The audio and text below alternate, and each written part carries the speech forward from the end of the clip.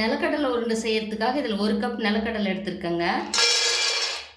இது நல்லா வறுத்து எடுத்துக்கலாம். இது ஒரு 150 கிராம் அளவுக்கு இருக்கும்.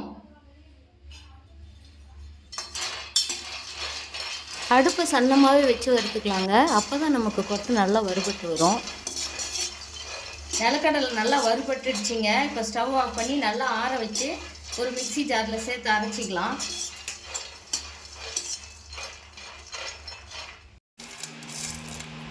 கொட்டை நல்லா ஆறிடுச்சிங்க. இந்த மாதிரி தோலெல்லாம் எடுத்துடலாம்.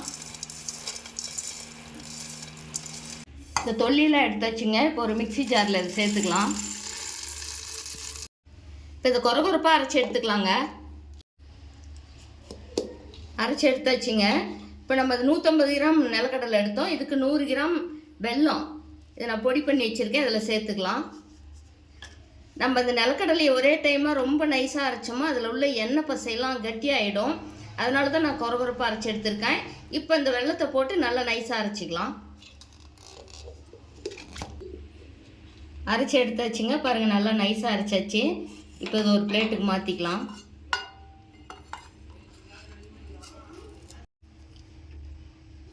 இப்போ இந்த மாவு சின்ன சின்ன உருண்டைகளாக பிடிச்சிக்கலாங்க.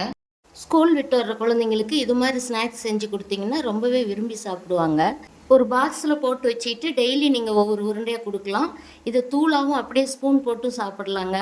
இது ரொம்பவே நல்லா இருக்கும். இது 1 மாதம் அளவுக்கு குழந்தைங்க விட்டாங்கன்னா நம்ம வச்சுருந்து சாப்பிடலாம். இது செஞ்ச உடனே காலி ஆகிடுங்க. அவ்வளோ டேஸ்ட்டாக இருக்கும். இந்த நிலக்கடலையில் புரோட்டீன் சத்து அதிகமாக இருக்குங்க.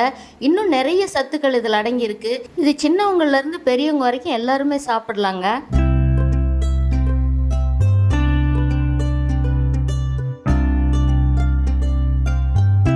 எல்லா உருண்டைகளையும் பண்ணியாச்சு.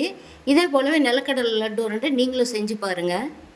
இந்த வீடியோ பிடிச்சிருந்தா லைக் பண்ணி ஷேர் பண்ணுங்கள். உங்களுடைய கருத்துக்களை கமெண்ட் பாக்ஸில் சொல்லுங்கள். சப்ஸ்கிரைப் பண்ணுங்கள். தேங்க்யூ.